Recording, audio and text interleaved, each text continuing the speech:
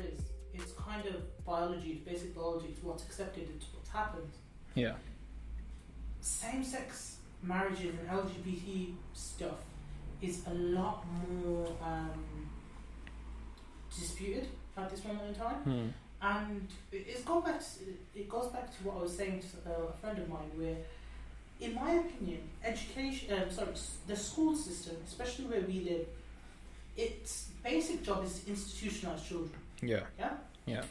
And it institutionalizes children on certain things which are accepted by the community. Yeah.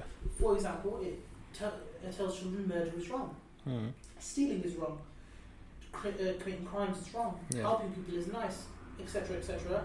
And we are institutionalizing our children with those morals and those values. Yeah.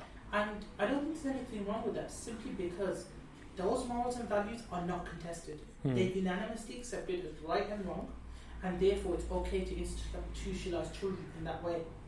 LGBT stuff is still very, very disputed. It's nowhere near unanimously accepted by in any regard. So the fact that we're starting to institutionalize children at the age of 4, maybe 5, and expose them to these issues when they're so divisive, I feel firstly disregards big portions of the community and their views, which is always wrong in my opinion. And secondly, it's starting to, again, I use the word institutionalize very carefully, but it is institutionalizing something into the children, which I don't think as a society we're ready to institutionalize at this point. And that's why I kind of think the negatives kind of override the positives. I get what you're saying. For me, it's like I don't have as much of an issue with it, in that, again, it comes down to how soon you're telling them. Like, do they need to, know this sort of stuff in, primary school? I don't know what year these books have been pushed to them. Reception. Yeah, it's quite early. Yeah, I mean, again, I think it needs to be perhaps a bit later on in their, their education. Like, I'm talking about, again, in like a year 6 sort of thing, where where kids are going through those changes, to their body, so they can understand, okay, why am I attracted to this person? See, that's what I mean, though. Yeah. That's another thing that I kind of have an issue with. So, how, sorry to budget, but how people are like, we were born this way, we're naturally like this, I'm attracted to men, it's how I am, I can't change that. That in itself is such a disputed point at this point in time. A lot of people are of the opinion that your environment has a major impact, and your environment can be the deciding factor in terms of what your sexual orientation is. So if we're exposing children to this at 4 to 5 years of age, then we're really pushing that on them in terms of the environment. Yeah. And that actually might lead to more people picking up that sexual orientation that maybe would not have if they weren't exposed to it as early. So I feel like that raises another issue in itself. It's complicated.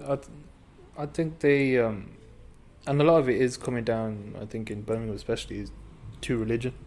Of course. Because like obviously Islam prohibits being homosexuality. Yeah. So I think it also that's prohibits homophobia. Does it? To an extent. Yeah. You're not meant to be super rude to anyone. Yeah. But it prohibits homosexuality, right? And that's where a lot of, I think, while you're putting forward a more educated and reasoned argument, I think a lot of people are like, no, it goes against my religion. I don't want my kids taught that. I think I think it's as cut and dry an argument as that. Like, you put forward a more constructive and well thought out argument. But I think for a lot of people it's more cut and dry. Like, no, my religion says no, homosexuality is not allowed. So for that reason, I don't want my kids to be taught that, and I can understand that. But this, I think, this comes down to a wider issue with the Asian community, is that we're not, and I think we suffer as a community for this, is that we don't like to integrate as a wider community, and that's where a lot of the tensions between racial tensions start to build up, and there's a disconnect. I think we isolate and seclude ourselves so much in this country, and we don't allow ourselves to fully adapt. See, with the isolation thing, right? kind of back that to an extent. Mm. But do you want to know something really, really interesting about this whole situation? Mm. So, obviously, we recorded live now. I don't want to get the facts wrong. But I can pull this up in a minute. But, you know this guy, I can't remember his name, the current teacher who was rated one of the best teachers in the world, who is currently pioneering this program in Birmingham. Him, one of his colleagues, or someone else who was pioneering this program in the UK. Again, I can't put up the exact location, but I will do later on in the podcast. Presented this program to a Christian community, which was predominantly white, down south, and their response was exactly the same. Right. And they didn't want this to be taught to their children at that young age. There was a strong Christian community, and he was removed from there. The member of the faculty, I can't remember exactly, was removed from there. Yeah. They moved, and now they've come to Birmingham and came back to their big hub of the program and started again. Now, I feel like it's maybe what you're saying as well, where that Christian community, they didn't want that taught. They took a certain approach. They removed it. Now, the Muslim community, because it is predominantly the Muslim community who have an issue with this, in Birmingham, have the exact same issue. I feel like they've approached it in a different way, and it's caused this huge palaver. But people, because it's the Muslim community that are, making such a big deal out of it. That's something the Christians did as well. No. Yeah, it's going to be a big deal because they're brown, they're not, And I think this goes down, like I say, to a deeper rooted issue, where because we haven't allowed ourselves to, this goes back years, I'm not talking like currently, but because we've always been, afraid of, getting involved in the community, allowing ourselves to actually reach out and, because just look where we are right now sitting, full of Asians, True. Spark Hill's populated Asians, Small Leaf, Allen Rock, we congregate in one area, you know what I mean? Yeah. It's like we won't spread out. It's like, I'll move to Spark Hill because there's more Asian people there, I feel comfortable. Yeah. It's like, I don't want to send my kids to a white school because then they'll, become westernized and more white. They won't be, truly Indian or Pakistani or whatnot. So I think it goes down to... Do you think it's a good thing or a bad thing? What? Secluding yourself? No, I think it's terrible. I think we limit ourselves in the possibilities of improving ourselves in the future. What about integrating yourself with the limit? How do you mean? So I feel like I'm integrated. Like, in that, whilst I have my Punjabi culture and my Sikhi roots, I still feel like I fit in this country. Okay. If that makes sense. No, but that's what I mean. So that would possibly be what I'm saying, where integrating yourself with a limit. So you have integrated yourself, but you haven't lost the culture that you brought with you. Yeah. So, for example, even I feel like it's less the area you live in, more the approach and outlook you take. Yeah. No, the area you live in is just like, that's your hard evidence that, we do seclude ourselves. Well, we congregate. It's not the same as secluding. I think we do. You could say that Redditch, all the white people in Redditch seclude themselves. No, but obviously we live in a country where there's, how many brown people are there in proportion? Is there? 90%.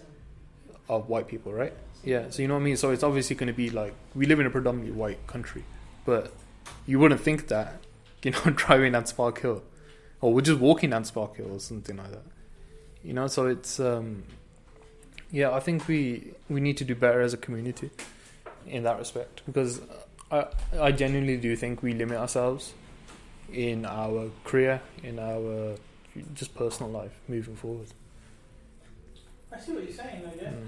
But moving back to the LGBT issue, we kind of went off a bit of a tangent there. Put it up, sorry to 86% of all people in the UK are white British.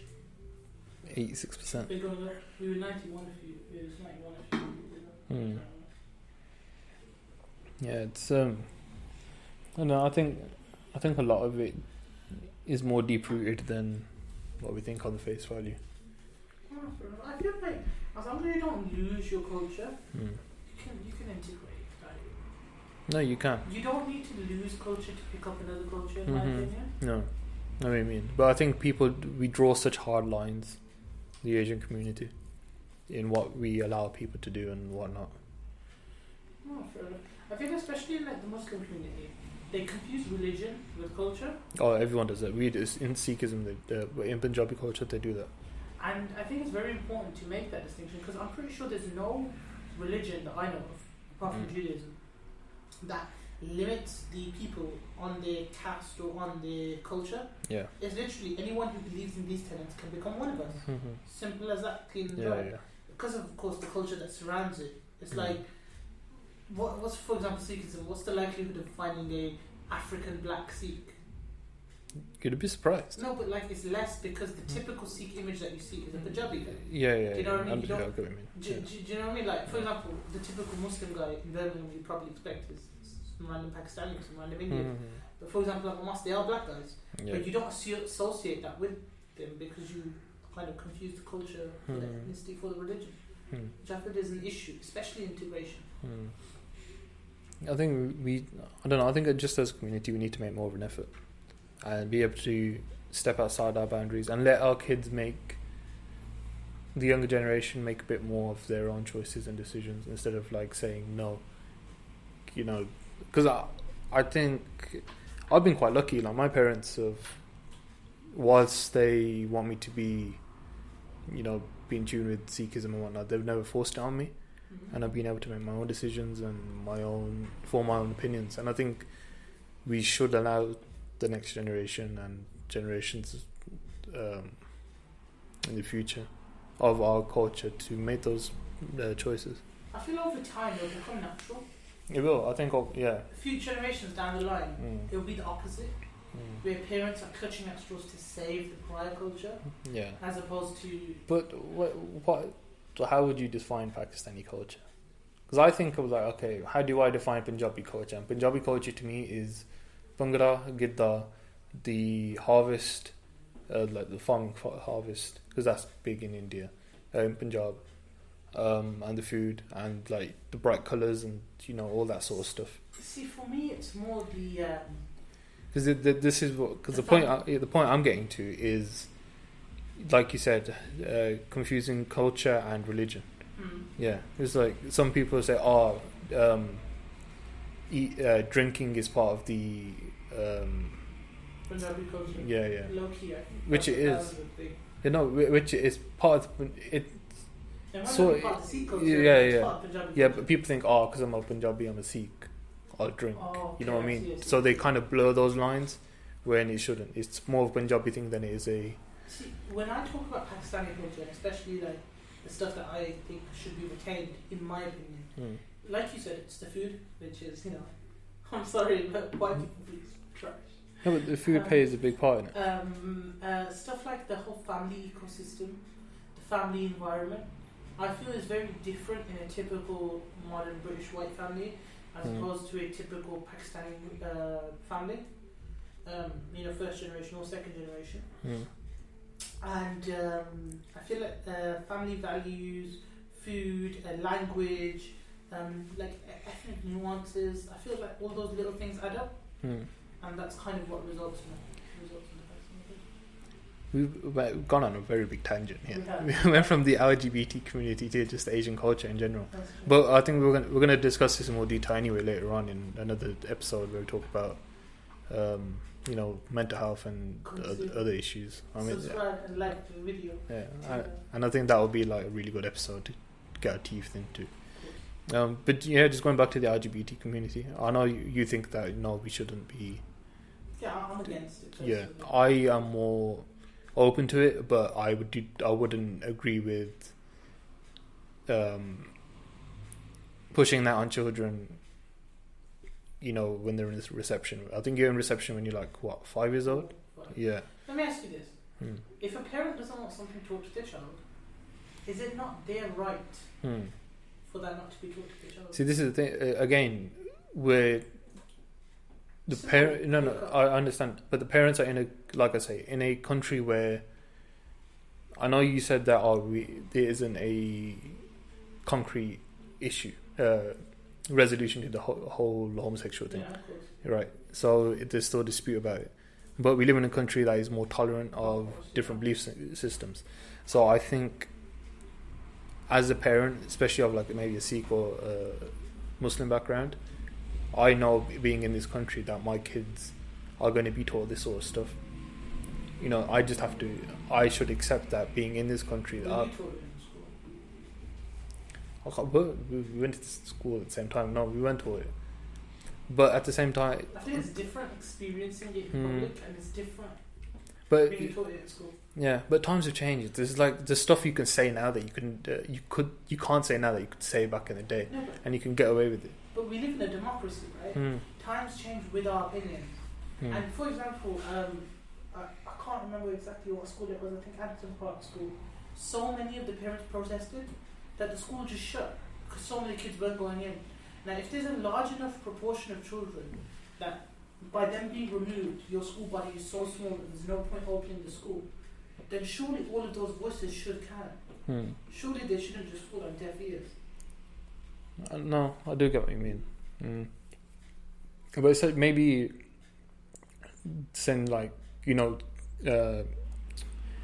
Catholic Christians, they go to a Catholic school. They know what's going to be taught there because it's more in line with their religion. You know, I don't know. Do they do Islamic schools here? There's like 2, I think. Yeah, I think if it means so much to you. No, but then again, see, religion and culture. Yeah, but I think should they open a Pakistani culture school? No, but I think the whole LGBT thing, I think for me is more cut and dry. It comes down to a religious argument. Fair enough, yeah, okay. You did because I think it is like I said, you put more constricted and thingy argument, and I understand more so from that point of view than I do the religious thing where it's like, oh, my religion doesn't want. But like let's say, okay, I hear what you're saying. So are you saying if an issue which is being taught in school goes against the wishes of the parents due to a religious reason, that should just be brushed away? Because if they were that serious about it, they would remove their child from that school and put them in a religious school. Sorry? Just repeat, sorry. So are you saying that, for example, there was a religious point, there was a point that parents didn't like for religious reasons, like this LGBT thing, a different point, right? And if the parent didn't like it, that their solution is to just remove the child from the school and put them in a religious school? I think parents should take more responsibility and look at the schools that they're actually admitting their children to. What is in the national curriculum? What is? This LGBT thing.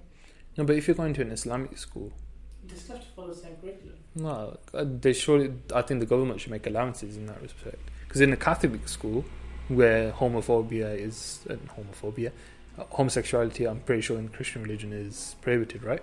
Pretty sure Roman Catholics are no. Yeah, so and we are a Christian state. Yeah, because the Church of England. Yeah.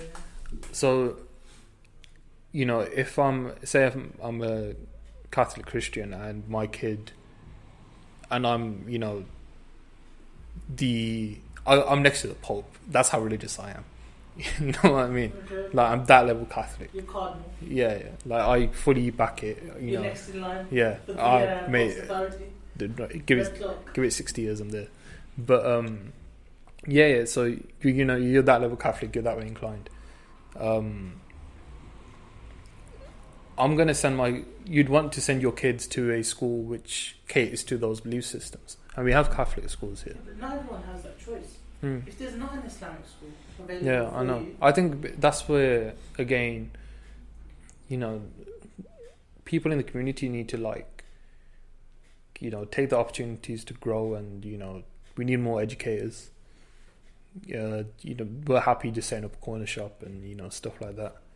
You know, there's other avenues to go down. Oh, I want to be a doctor, I want to be a solicitor, but there's others, like, avenues you can go down. I think it's a matter of circumstance. Like a generation ago, shopkeepers, taxi drivers and stuff, those were the kind of low skill jobs that people could pick up. But this new generation, I feel like there's a good proportion of, like, teachers, doctors, that kind of stuff. I just think we need to be more leaders in our fields, yeah. Over time, yeah. Well, we will get there, I think. Huh? We have got some Asian people. But he's like... No, but the fact is, he is an Asian person. Yeah, and I respect that. It's like... Mayor of London, he's an Asian guy. Yeah. The people, like, I respect Riz Ahmed quite a lot. Okay. The actor, like, he's, like, pushing the Asian community in the film industry so much. And, like, even when, like, you see his acceptance awards and etc., and he's getting recognised for it. And for me, he's, like, the big, like, leader for the Asian people, Pakistani or Indian, whatever. Because he's, like, making it into big Hollywood. Ray. Yeah. So like, he's someone who's stepped out against the norms of our communities and become a leader for us. Because this is like, it comes down to like ethnic minorities. When I see black people doing well, I get really like happy seeing that, excited, because I'm like, yeah, because the more black people do better, the more brown people will follow. Yeah, and vice versa. Because I think ethnic communities just need to. I feel like it's happening slowly. No, it's not. I'm like we see a brown actor would never won an Oscar or something back in the day. Yeah, and, even sports, you've got like people literally from Spark Hill who are world champions now. Like Khalid Yafai, he's trained at a boxing club down the road, and now I think he's featherweight world champion as well, or something ridiculous, like flyweight or bantamweight. I don't know which one, but he is world champion, and he literally is trained down the road. You've got Moin Ali who used to play at that park, and now the England team. Do you know what I mean? Yeah, so even I know AJ like fucked up to me before. Oh, that was amazing. Yeah, we'll leave that for another day. But even him, like, people love AJ. Yeah. Which is good to see, because he is, he comes from a, ethnic minority background. And Boxing's different. No, it is. Black guys have had boxing on block for a while. Yeah, I know. In the UK, really, have they? I mean, I don't know. I don't follow boxing, innit? But even still, he's like becoming. The last unified champion was Lennox Lewis. Yeah, but that was like what, over a decade ago? Yeah, roughly. Yeah, so it happens in small like spurts. But it's good to see. What? Using boxing, because one guy had the title for like 12 years. Yeah. So he literally had a whole era to himself. Yeah. No, but it's like we're seeing people like become top of the fields now, and so it's only it's good for the community. I just feel that's natural. As Asian people, black people, minority people have more opportunities. Some of them will excel. You know what? Asian people aren't excelling at? Being in reality TV shows. Ooh. Before we get that, we're going to take a small break. Yeah. So, and we're back. Hey. Hand break. Sponsors by Zakia Mortgages. Hey. For all your mortgage needs on Stony Road. Stony Lane, yeah. Reality TV. So, yeah. So, another. Well, Love Island is back on the air, and obviously that's causing a lot of waves. Literally, whenever I go on my Twitter timeline. Yeah, it's literally just Love Island, and it's just so boring. Like I don't go on Twitter now after like 8 o'clock because I know they're going to be talking about Love Island. To be honest, Shout out Jasper, just saying, gave me the topic idea. Yeah. To be honest, right, I don't. So are there any negatives? No, it's a show, comes on TV, people enjoy it, move on. It's no.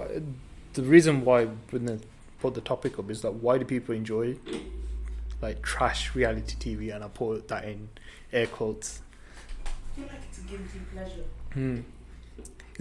For me, it's like people just want to switch their brains off, so they watch something like completely mindlessly stupid that is like it hurts, but you still want to watch it because it's like just shuts your brain down. I honestly think it's just like people want, like, say what you want, say I'm such a nice person. Human nature, we enjoy watching people fight. We enjoy watching people betray each other. We enjoy watching backtrack. We enjoy that. Humans are dickheads. It's true though. It's true. Yeah. Like gossip is like everyone likes gossip. Yeah. Like, if you say you don't like gossip, you're just being jelly lamb for no reason. And what they've done is they've literally just made a TV show which is pure gossip, pure people snaking each other, pure people cheating on each other, and it's a guilty pleasure. People like it. It causes conversations. It causes people to talk. But do you think it negatively impacts on people? In that, so people watch Love Island. Society suffers. Yeah, no, but not suffers. But people watch. Didn't 2 people commit suicide? Like a bit unrelated, but didn't 2 people from Love Island commit suicide recently? I'm not sure if it was Love Island or Towie, but someone did. I think Muggy Mike. I'm not sure. I don't want to say it. So I don't know, but it's just one of those things. I think people want to be famous by doing these shows, etc. Which is fair enough. You want to be famous, be famous. But I think some people just aren't prepared for that. I don't think people understand what fame is. And I think some people But that's just what we're living yeah, in, but I think some like people child actors. but I think some people just shouldn't be famous. It's like because there's so many idiots out there that are famous, and you're just like, you know, you're such a waste of It amazes me time. that some people are like millionaires sometimes.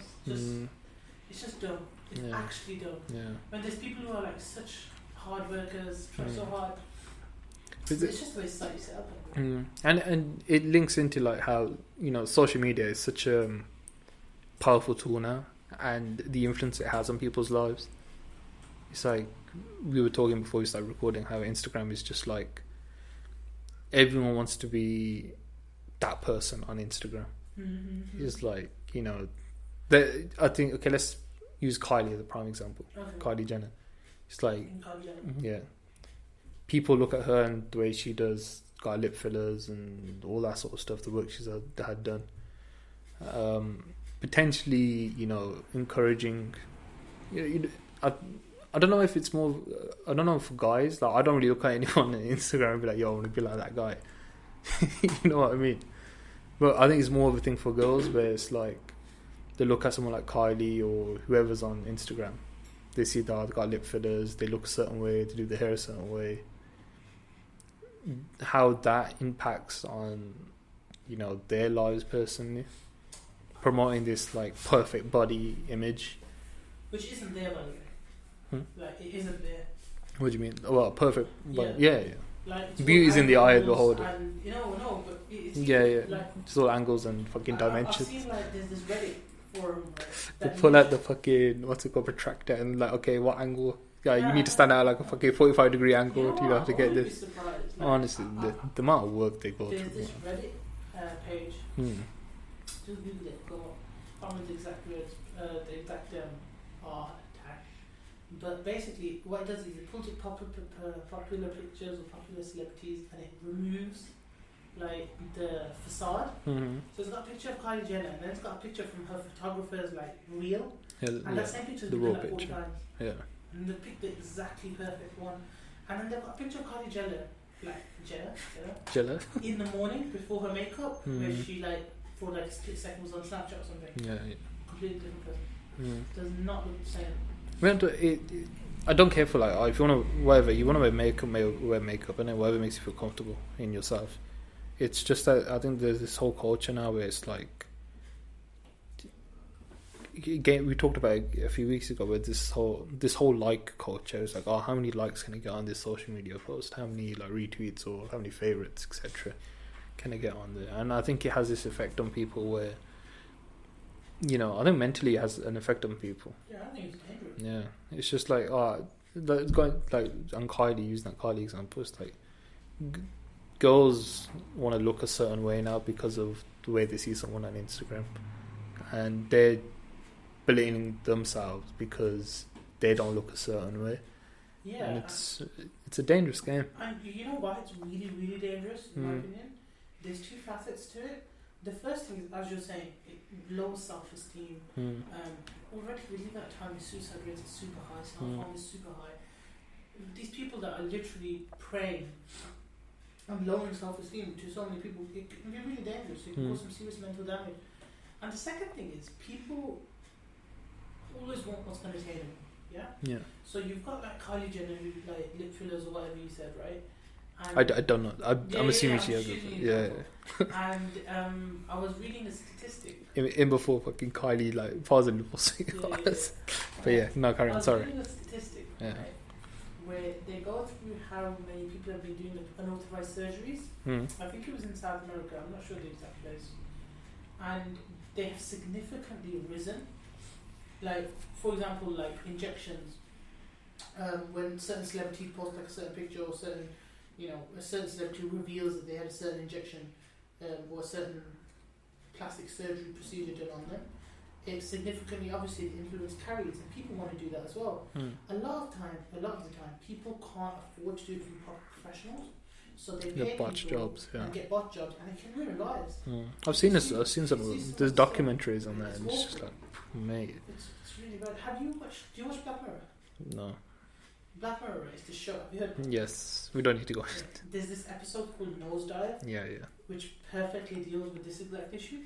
It's like, let's say 20 years in the future, where our value is set on our social media profiles. Do you reckon that'll happen in the future? I don't know, but the way they present it is mad. So there's this lady, she wants to buy a house.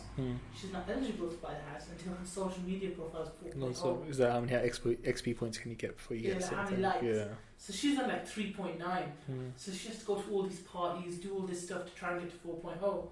And through the journey, she lowers like here and there, and then she can't get a car. Yeah. And it just shows. And it's a vicious cycle. you know what? I feel like we never to that extent will society get that bad, but we're getting there. Yeah, it's all, like I say, it's all it's driven. So the youth today are just driven by I said the youth today makes us sound old, but they're driven by this whole like culture and how many likes they can get on a certain post, and they end up living lives that they don't actually live, which I think is a dangerous thing. They live a life on social media, portraying one thing, but in reality, it's completely different. Yeah, I've seen that, and I totally agree. Also, I just want to put it out there. I think lip fillers are fucking horrible. you look like fishes. Just to put that out there. But then, again, people who want lip fillers, they do it on their own free will. Yeah, it's the free will thing. It's like so but in reality, do we have free will? And that brings us on to our philosophical question today. Do we have any such thing as free will?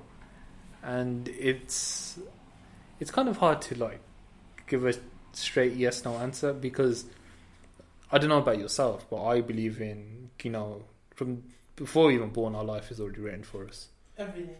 The key points. So if I pick up my glasses which are on the desk and I drop them, that sound. Well, thanks for that sound. I need a pen next time. No, but I mean Was that really? No, but I mean key points in your life, like the moment you're born, the moment you're gonna die, people the person you're gonna marry, people you're gonna marry, Bhups. Yeah, but you might marry twice, but kids and etc. Like key moments in your life that will shape and define who you are. I think they're already written, in my personal belief. And so I think if you believe in destiny and that, to have I am inevitable. Can you really believe in free will if you believe your life is already written for you and you have this whole destiny? Yeah, and I agree with you on a lot of that. Where I also believe in Islam there's 7 things, 7 that are written on birth. Right? Yeah. Now, the thing here comes to this: what are we defining free will as? Let's go from there, because I personally, my answer to this question is very weird. So I feel like we should come to my answer. I've already got a set answer on it. No, go on. Because I don't. I'm still So I honestly think, but I feel like my answer is very comprehensive. So I'll just go into it. Yeah, go for it, man. So I think that free will, in terms of our concept of free will, if we define it at our level, I feel like we have free will. But if we define it as the typical definition of free will, as at God's level, we don't. Now, I know that sounds weird, but let me explain. So, from my understanding, right, and my belief in God, the God I believe in is all-knowing, all-powerful, all-knowledgeable, to such an extent that it can't be comprehended by the human mind. Right? This entity of God. Yeah. So, for example, multiverse theory, side note. Let's say I pick up this pen, again I picked up the pen, and I've dropped the pen. Now there's 2 multiverses that have just sprung from that. One way I would have picked up the pen. This goes into my parallel universe theory, and it's fucking a mind fuck and a half. But go with this now. One way I picked up the pen, and one way I didn't pick up the pen, yeah? So now there's 2 branches. Now if you consider how many branches they're going to be from one individual's life, they're going to be countless. There's going to be so many. Now, the free will aspect comes in that, in my belief, God is so perfect in his abilities and in his knowledge that firstly he'd be able to comprehend every decision I'm going to make, and he'd be able to comprehend both sides and every eventuality. Secondly, he'd also be able to comprehend that when I pick up this pen, if I'm going to put it down or not, if I'm going to put it down at this second, if I'm going to put it down at the next second. God will be able to predict perfectly 100% of the time the actions I will take. Yeah. Because he is God by that definition. Yeah, yeah. And by me saying he wouldn't be able to do that, he's omnipotent. Yeah. Omnipotent? Yeah. would go against my definition of God. So then the thing comes up there is, if God knows everything, and God knows every decision I will take before I even take that decision, and can, also predict with perfect accuracy which decision I would take and any choice I have, then there is no free will, because God has already predicted everything and written out everything in advance. However, so you think you have your freedom to make your own choices, but God is already aware of the choices you're going to make. And God has already kind of predefined the choices you're going to make. But I feel like that shows that we don't have free will on the perspective of God's level. But from my perspective, I chose to pick up this pen. So I do have free will, but from my perspective... I know what I mean. So I feel free will is a matter of perspective in terms of that.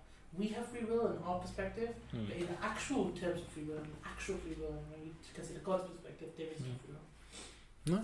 No, I see where you're coming from. And I can kind of... Yeah, because then it's like, like I said with mine was, key points in your life would be written, but how do you get from one key point to the other key point? Wouldn't like making a decision to do X influence Y? But then surely God can predict that. But what I'm saying is like, so if my decision, if I do X, and say I'm going to go speak to X person, but I decide, you know what, no, I'm not going to speak to that person, I'll go speak to someone else, I end up developing a relation with them. But I was meant to actually be with person X. How do I get from point A to point B? I know, it's very confusing. I mean, why am I using fucking algebra? That's the whole point. But that's what I mean. So you will be thinking, well, I chose to walk down this road to meet person A. However, maybe I could have met person B, but from what I was saying, God was already know. How tired is Bapinda today? How much will he feel? Like, man, I'm full of energy. We're going for a session after this to play fucking video games. So I'm on point. I'm ready. But do you know what I mean? Yeah. God will know that you're going to use tech later on today. Do you know what I mean? He will predict that. But, that's my concept. I think we do have it to a varying degree. It's interesting, like the whole, again, because we're coming from religious point of views as well. It would be really interesting to ask someone who's an atheist is someone who doesn't believe in God, right? Doesn't believe in the concept of agnostic is someone who's unsure. So it would be interesting to ask the atheists, do they believe they have free will?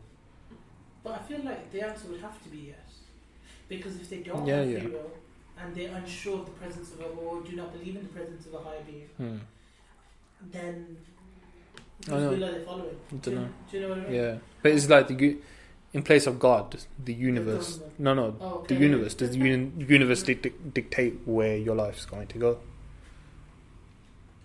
I don't know. It's just a thought. I guess that's an interesting point. I feel like I don't know. Can the universe? But because people are someone might not believe in God, but they might believe in star signs and astrology and how that influences. So I don't know. But surely, that's their perspective of God then. If they believe something is dictating what they're doing, and they believe something is telling them that this is going to happen and that's running their lives, then they're not using the word God, but they are believing in a God. True. You see what I mean? In a different form, In a different form.